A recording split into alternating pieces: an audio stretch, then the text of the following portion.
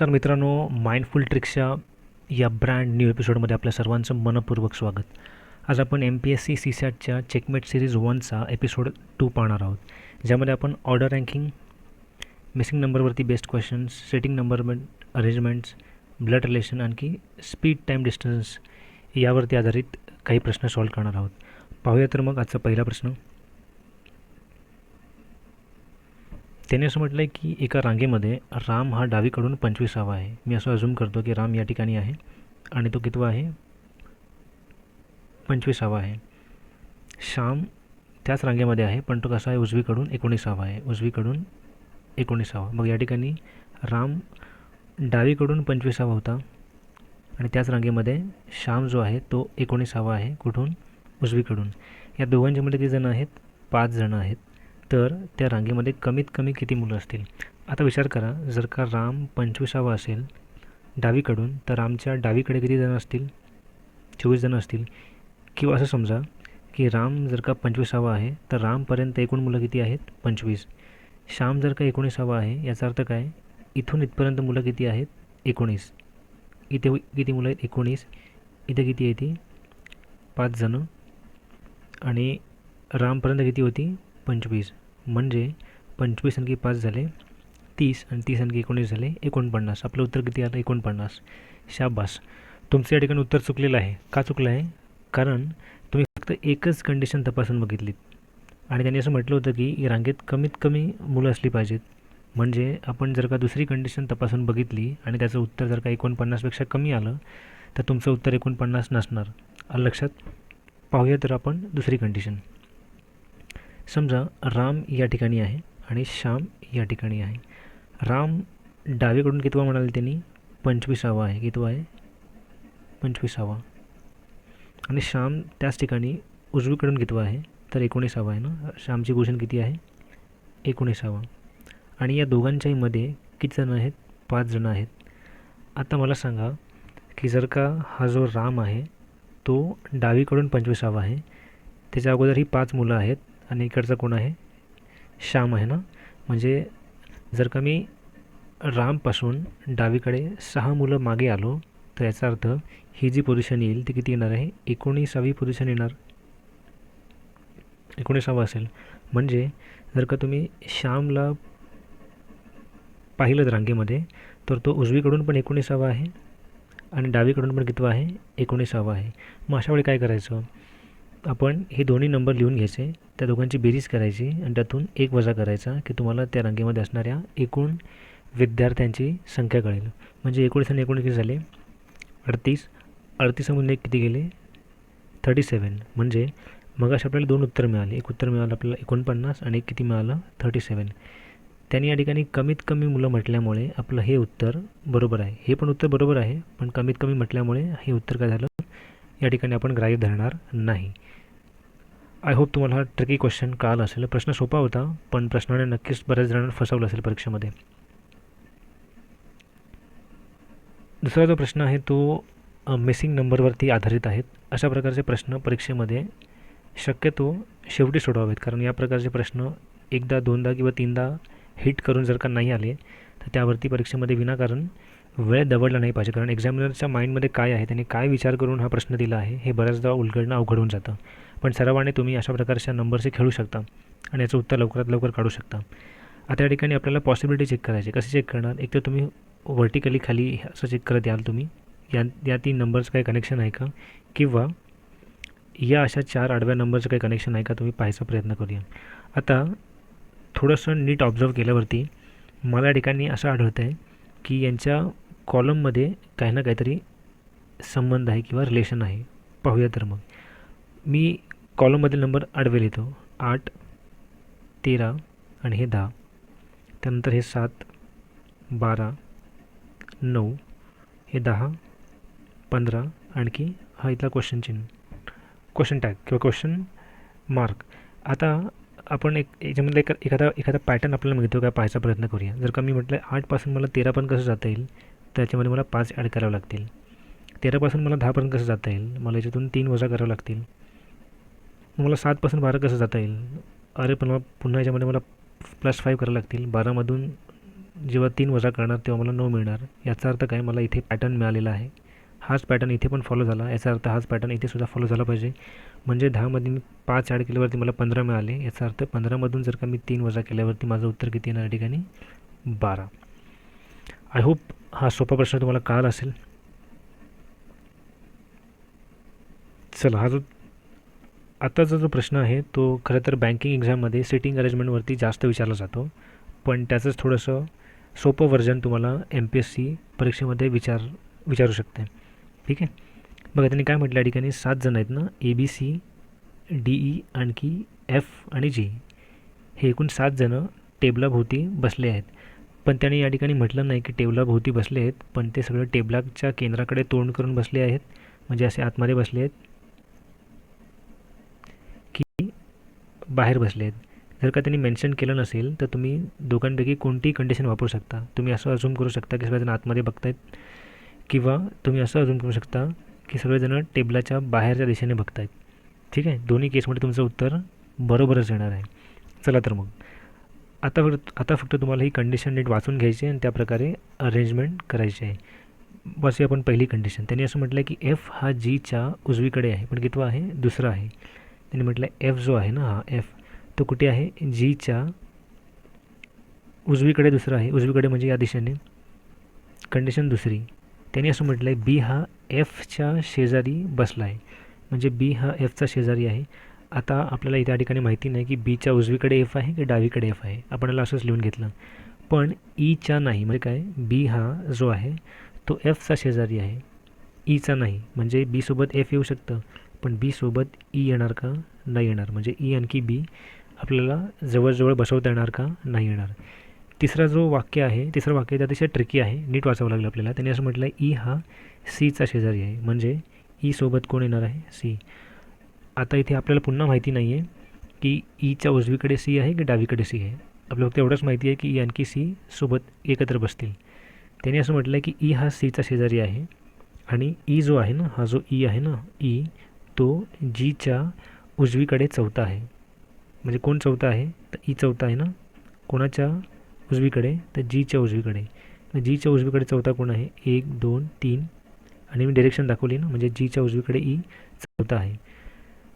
चौथी कंडिशन काय, D हा E आणि Aच्या मध्ये आहे. म्हणजे जर का मी D इथे काढला तर A आणि E, पण या ठिकाणी पण मला फिक्स कंडिशन माहिती नाही की A या ठिकाणी आहे की E या ठिकाणी आहे, माहिती आहे का मला, नाही. आता आपण हीच डायग्राममध्ये फिट करण्याचा प्रयत्न करूया. टोटल किती जण होते या ठिकाणी, 7 जण होते की नाही. म्हणजे हे झाले 4 जण, 5 6 आणि 7 जण झाले, बरोबर. आता सुरुवात कुठून करायची, सुरुवात त्या बिंदूपासून करायची ज्या बिंदूबद्दल तुम्हाला जास्तीत जास्त माहिती आहे. बघा, आणि तुम्हाला ते माहिती पण पाहिजे की ती त्यांची फिक्स पोझिशन काय आहे. आता मला या ठिकाणी Gला आणि या Gला मी फिक्स करू शकतो. कसं, जर का समजा मी याला Gला इथे मांडलं, सगळेजण तोंड आत करून बसलेत, म्हणजे सगळेजण वर्तुळाच्या केंद्रापाशी बघतायत, टेबलाच्या वर्तुळाच्या केंद्रापाशी बघतायत. समजा Gपासून F कितवा आहे, Gपासून F त्यांनी असं म्हटलं की उजवीकडे दुसरा आहे. मी Fला इथे काढलं. नंतर Gपासून E कितवा आहे, चौथा आहे. म्हणजे हा 1 2 3 4, म्हणजे E कुठे येणार, इथे येणार. आता मला विचार करून सांगा या ठिकाणी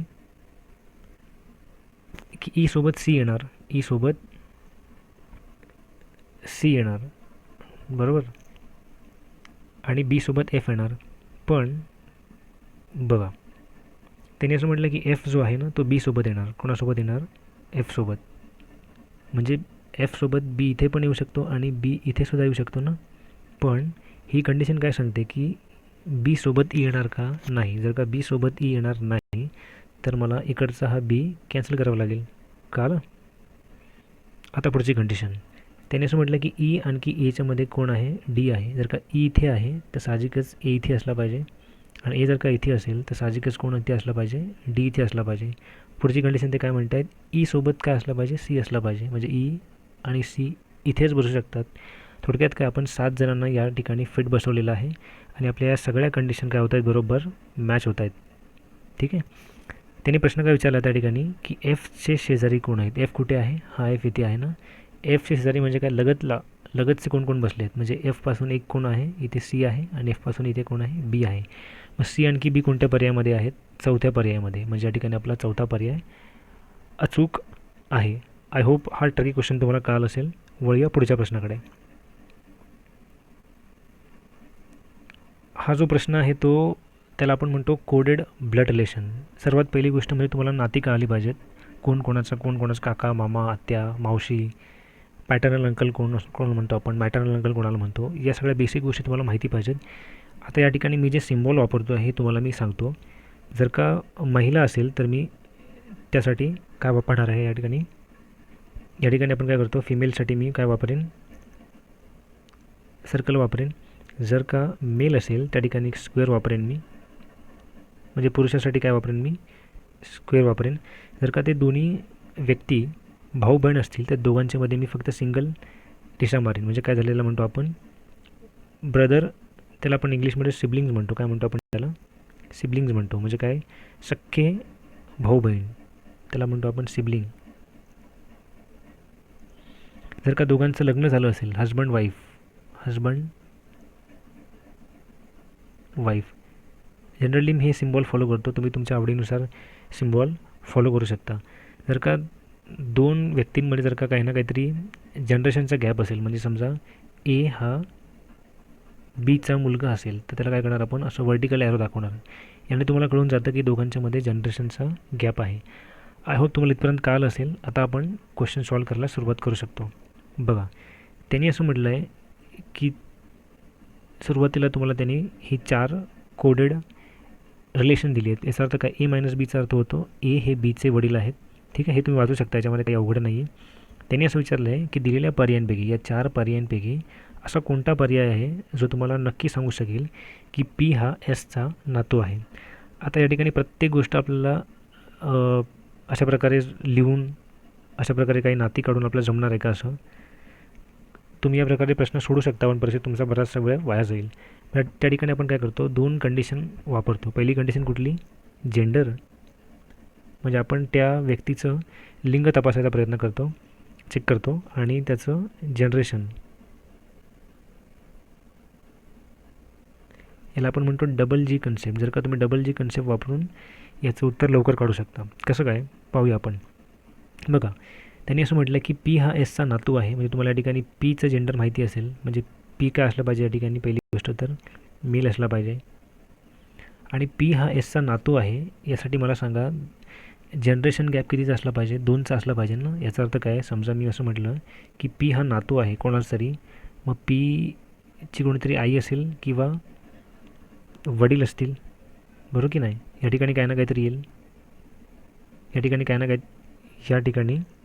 ना काहीतरी एखादी व्यक्ती येईल, त्यानंतर अजून एक व्यक्ती येईल, म्हणजे यांच्यामध्ये जनरेशन गॅप किती असला पाहिजे, +2चा गॅप असला पाहिजे ना, बरोबर की नाही. म्हणजे जनरेशन गॅप 2दा आला पाहिजे, तरच हे आपलं इक्वेशन बरोबर येणार आहे. म्हणजे जनरेशन गॅप जर का 2दा येणार असेल तर मला सांगा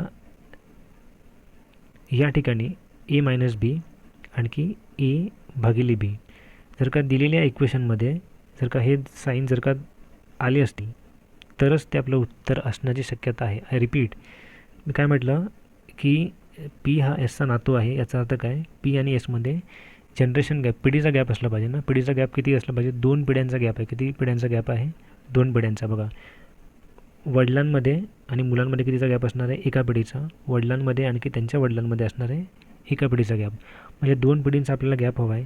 2 पिढींचा गॅप कुठे कवर होतो आहे बघा, फक्त जर का ते व्यक्ती ए हे बीचे वडील असेल तर, किंवा ए हा बीचा मुलगा असेल तर, किंवा या ठिकाणी ए प्लस बी या ठिकाणी सुद्धा आपण काय होऊ शकतो, जनरेशन गॅप 1ने वाढू शकतो. म्हणजे सांगायचा मुद्दा असा, आता आपण पहिली गोष्ट चेक करूया, P plus Q minus X ना, P plus Q minus S. आता मला सांगा प्लस जो आहे ना तो एक जनरेशन गॅप आहे ना, बरोबर, एची मुलगी आहे, आणि मायनस म्हणजे काय म्हणतात ते बीचे वडील आहेत, म्हणजे हे आपलं उत्तर असू शकतं. हा जो पर्याय आहे हे आपलं उत्तर असू शकतं. ठीक आहे, चला नंतर आपण चेक करूया पी भागिले क्यू आणि क्यू मल्टिप्लिकेशन एक्स. आता भागिले म्हणजे काय, भागिले म्हणजे मुलगा आणखी गुणुले म्हणजे काय, पत्नी. म्हणजे या ठिकाणी जनरेशन गॅप फक्त एकचा आहे. या ठिकाणी जनरेशन गॅप आहे का, नाही. नवरा बायकोमध्ये जनरेशनचा गॅप असणार आहे का, नाही. म्हणजे नवरा आणखी बायकोमध्ये बघा, हे प्लस मल्टिप्लिकेशन साईन काय सांगतं की ए ही बीची पत्नी आहे. म्हणजे या ठिकाणी जनरेशन गॅप नाहीच आहे ना, पिढीमध्ये गॅप नाहीच आहे. म्हणजे या ठिकाणी जनरेशन गॅप किती आलं, एकचा आलं ना दुसऱ्या पर्यायामध्ये. म्हणजे दुसरा पर्याय इथे बाद झाला. चौथा पर्याय बघूया. हे तुम्हाला पटापट वेगाने परीक्षेमध्ये करता येणं शक्य आहे जर का तुम्ही भरपूर सराव केला असेल तर. बघा, त्याने असं म्हटलं की पी गुणुले क्यू भागिले एस. आता भागिले म्हणजे काय, ए हा बीचा मुलगा आहे. म्हणजे या ठिकाणी जनरेशन गॅप किती आलं, 1चं आलं. पण या ठिकाणी परत पती पत्नीचं नातं आलं. म्हणजे जनरेशन गॅप किती आला, 0 आला. टोटल मिळून जनरेशन गॅप किती झाला, 1 झाला. म्हणजे आपला चौथा पर्याय पण काय असणार आहे, या ठिकाणी चुकीचा असणार आहे. ठीक आहे. आता चेक करूया आपण तिसरा पर्याय. तिसरा पर्याय जर का मी पाहायचा प्रयत्न केला, त्या ठिकाणी पी आहे, भागिले आहे, क्यू आहे, प्लस आहे आणि एस आहे. त्या ठिकाणी भागिले म्हणजे काय, ए हा बीचा मुलगा आहे. म्हणजे या ठिकाणी जनरेशन गॅप किती झाला, 1चा. क्यू आणखी एस, ए ही बीची मुलगी आहे. म्हणजे इथे पण काय आलं, जनरेशन गॅप 1चा. म्हणजे दिलेल्या पर्यायांपैकी पर्याय क्रमांक 1 आणि पर्याय क्रमांक 3 हे आपले उत्तर असू शकतात. म्हणजे तुम्हाला आता फक्त काय करायचं आहे, दोघांचंही जेंडर चेक करायचा प्रयत्न करायचा आहे. मी बघतो इथे लिहितो तुम्हासाठी, P plus Q minus S. दुसरा कुठला आहे, पी भागिले क्यू प्लस एस. आता आपल्याला एवढं तर कळलं, आपण या ठिकाणी जनरेशन तर कवर केलं. आता आपल्याला जेंडर बघायचं आहे. जेंडरमध्ये आपल्याला काय कळलं, पी हा काय आहे, एसचा नातू आहे ना. म्हणजे पी काय असला पाहिजे, पुरुष असला पाहिजे, मेल असला पाहिजे. आता कसं आपण चेक करणार आहे, बघा, पी प्लस क्यूचा अर्थ काय होतो, पी प्लस क्यू म्हणजे ए ही बीची मुलगी आहे. ए ही बीची मुलगी म्हणजे पी ही क्यूची मुलगी आहे. म्हणजे पी या ठिकाणी काय झालं, फिमेल झाली, स्त्री झाली. हा पर्याय क्रमांक कोणता होता, पर्याय क्रमांक 1. पर्याय क्रमांक 3मध्ये बघूया आपण आता, पी भागिले क्यू. पी भागिले क्यू म्हणजे काय झालं, ए हा बीचा मुलगा आहे. म्हणजे या ठिकाणी पी काय बनणार, इथे मेल बनणार. म्हणजे दिलेल्या 2 पर्यायांपैकी पर्याय क्रमांक 3 आपलं हे उत्तर अचूक असणार आहे. आय होप तुम्हाला प्रश्न कळाला असेल. पाहूया पुढचा प्रश्न काय आहे तो. प्रश्न क्रमांक 30 जो आहे तो स्पीड, टाईम आणखी डिस्टन्सवरती आधारित आहे. या प्रकारचा प्रश्न सोडवण्यासाठी तुम्हाला 2 गोष्टी माहिती असणं अत्यंत गरजेचं आहे. सर्वात प्रथम हा जो formula speed into time is equal to distance, वेग गुणुले वेळ इज इक्वल टू अंतर. आणि दुसरी महत्त्वाची गोष्ट म्हणजे स्पीड ही is inversely proportional to the time. याचा अर्थ काय की जर का तुम्ही जास्त वेगाने गेलात तर तुम्हाला कमी वेळ लागणार आहे, आणि जर का तुम्ही कमी वेगाने गेलात तर तुम्हाला जास्त वेळ लागणार आहे. याचा अर्थ काय की जो स्पीडचा रेशो असतो त्याच्या अगदी उलटा काय असतो, टाईमचा रेशो असतो. म्हणजे T2/T1 येणार आहे. आलं लक्षात. या 2 गोष्टी माहिती असतील तुम्ही हा प्रश्न अतिशय सहजपणे सोडवू शकता. बघा, त्यांनी काय म्हटलं आहे की ताशी सरासरी 60 किलोमीटर वेगाने जाणारी आगगाडी निर्धारित वेळेत पोहोचते. जर ती ताशी 50 किलोमीटर वेगाने पोहोचली तर तिला निर्धारित वेळेपेक्षा 30 मिनटं ती उशिरा पोहोचते. आता या ठिकाणी मी स्पीडचा रेशो लिहितो. ठीक आहे. सुरुवातीला स्पीड किती होता, 60 किलोमीटर पर आवर. आता किती आहे, 50 किलोमीटर पर आवर. म्हणजे स्पीडचा रेशो किती आला, 6:5 6:5 आला. म्हणजे टाईमचा रेशो किती येणार आहे या ठिकाणी, 5:6 येणार. 5:6. सुरुवातीला तिला वेळ किती लागायचा, 5 युनिट. आता किती लागतो, 6 युनिट. म्हणजे 1 युनिट जास्त लागतो, बरोबर की नाही. आता हा 1 युनिट म्हणजे किती मिनटं, ते उदाहरणामध्ये 30 मिनटं. 1 युनिट म्हणजे ते म्हणतात 30 मिनटं. मग मला सांगाल 1 युनिट म्हणजे 30 मिनटं, म्हणजे 6 युनिट म्हणजे किती होणार, 6 तरी 18 म्हणजे 180 मिनटं झाली. 180 मिनटं म्हणजे झाले किती, 3 तास, बरोबर आहे. आता या ठिकाणी आपला स्पीड किती होता, 50 किलोमीटर. 50 किलोमीटर प्रति तास या वेगाने जर का तुम्ही 3 तास जर का गाडी चालवली, जर का तुम्ही 50 किलोमीटर पर आवरच्या स्पीडने गाडी चालवली, किती वेळ चालवली, 3 तास, तर तुम्ही किती अंतर पार केलं, 150 किलोमीटर एवढं अंतर पार केलं. याचा अर्थ की त्या व्यक्तीने कापायचं अंतर किती होतं, 150 किलोमीटर. आय होप तुम्हाला आजचं सेशन आवडलं असेल. जर का तुम्हाला आज शेअर केलेल्या टिप्स आणखी ट्रिक्स आवडल्या असतील तर चॅनलला लाईक करा, सबस्क्राईब करा, तुमच्या मित्रमैत्रिणींसोबत शेअर करा. पुन्हा भेटूया अशाच काही इंटरेस्टिंग आणखी नवनवीन गणितांसोबत पुढच्या एपिसोडमध्ये. तोपर्यंत keep sharing, keep learning. Thank you so much for watching the video.